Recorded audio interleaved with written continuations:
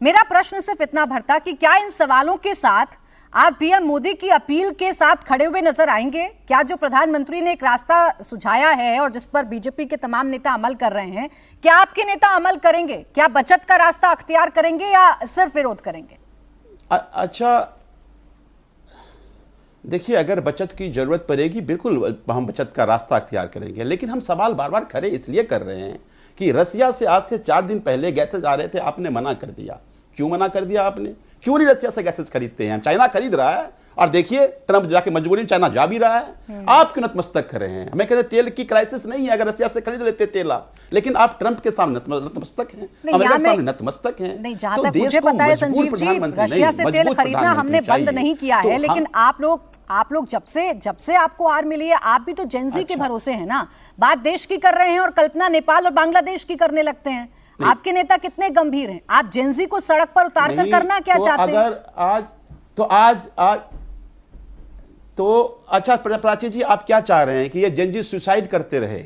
2000 आपको आश्चर्य लगेगा, 2024 में एग्जाम कैंसिल हुआ और जिस माफिया को पकड़ा गया उसको चार्जशीट जमा नहीं किया और उसको बेल मिल गई। आज जो पकड़ा गया है आज जो आदमी पकड़ा गया है, पिछले साल उसके घर के 5 लोगों को डॉक्टर एमबीबीएस में एडमिशन मिला। मैं चाह रही हूं आप सब आवाज उठाएं, लेकिन हमारे देश में आवाज उठाने की एक व्यवस्था है ना। आप लोग लोकतंत्र और संविधान का हवाला देते हैं, हर बार सरकार को आईना दिखाते हैं ना।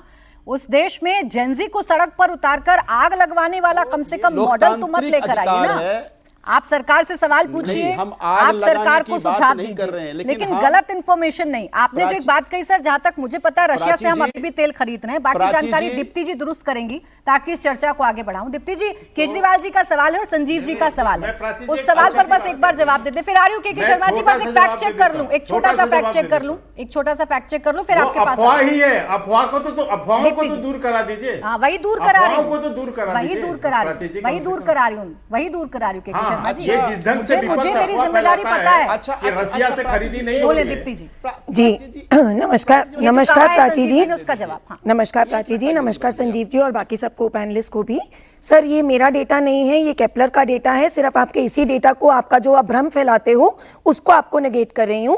केपलर के डेटा के अकॉर्डिंग रशिया से जो हमने तेल पिछले साल लिया था वो 1672,000 बैरल्स पर डे था, और अभी अप्रैल, युद्ध स्टार्ट हुआ 28 फरवरी को, अभी अप्रैल में 1685,000 बैरल्स पर डे का तेल हमने रशिया से लिया है। और ये केपलर जो वर्ल्ड का डेटा बनाती है उसका रिपोर्ट है। तो this is not some company manufactured और गवर्नमेंट मैन्युफैक्चर्ड रिपोर्ट। तो पहले तो आप भ्रम फैलाना बंद करो। दूसरा, आप कह रहे हो कि बाहर पैसा जाता है, बच्चों के लिए पैसा जाता है। उसका मैं आपको समझा देती हूं कि जब 2013 में सिमिलर क्राइसिस आया था और चिदम्बरम जी और मनमोहन सिंह जी के द्वारा यह अपील आई थी कि गोल्ड आप कम खरीदें या गोल्ड मत खरीदें, तो उस समय एक हमने स्कीम निकाली, लिबरलाइज रेमिटेंस स्कीम, जिसके तहत जो $2 लाख अलाउड था फॉरेन जाने के लिए बच्चों के लिए, वो अचानक $75,000 कर दिया गया। मतलब किसी का बच्चा बाहर हो, किसी का अगर कोई मेडिकल चल रहा हो, सब एकदम सरकार ने कहा नहीं, आप ये नहीं करेंगे।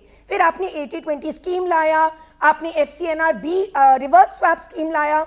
आप ये सब टाइम्स क्यों भूल जाते हो सर? जवाब दे दे संजीव जी। एक अफवाह का बस फैक्ट चेक करवाना चाह रही थी।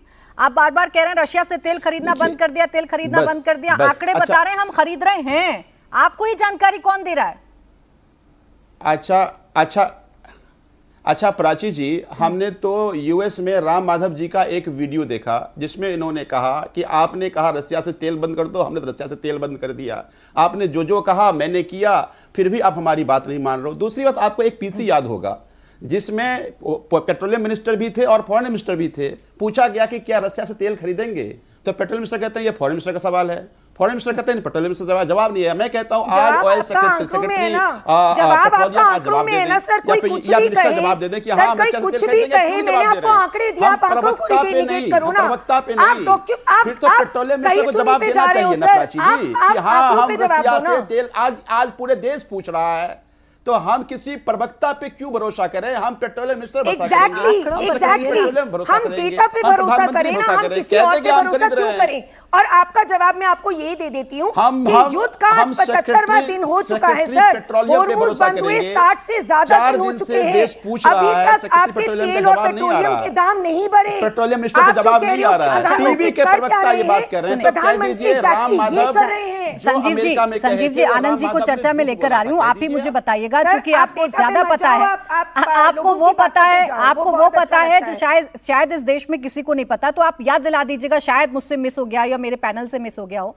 हमारे देश में किसी ने ऑफिशियल तौर पर यह स्टेटमेंट दिया हो हमारी सरकार ने कि हम रशिया से तेल नहीं खरीदेंगे? आप मुझे याद दिला दीजिएगा। इतने में आनंद जी को ले आती हूँ चर्चा में।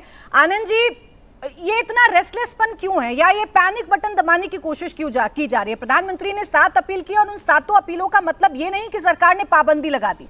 सरकार ने कहा कि आप पेट्रोल और तेल का इस्तेमाल करें तो थोड़ा किफायत से करें। बचत तो जरूरी होती है हर घर के लिए, तो देश के लिए भी जरूरी है। दिक्कत कहाँ है?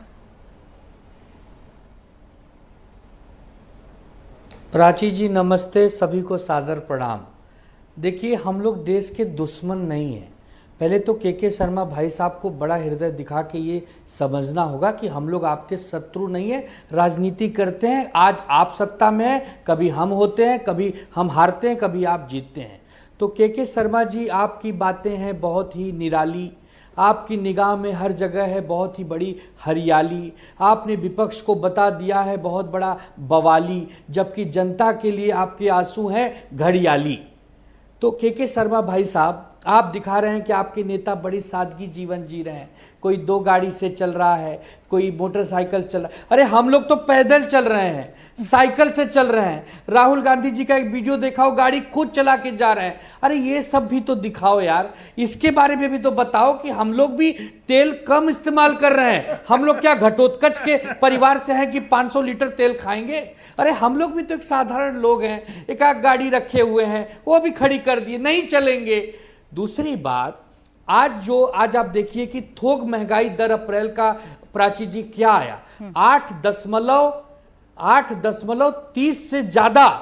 मतलब ये बहुत बड़ा रूप होता है। मार्च में ये दर क्या था? मार्च में जो होलसेल प्राइस इंडेक्स था वो 3.88 था, वो अब 8.30 हो गया। मतलब महंगाई बढ़ रही है। तो मेरे प्रभु, आपको सत्ता दी गई है, नेतृत्व दिया गया है कि इस देश के 140 करोड़ देशवासियों का आप नेतृत्व करें।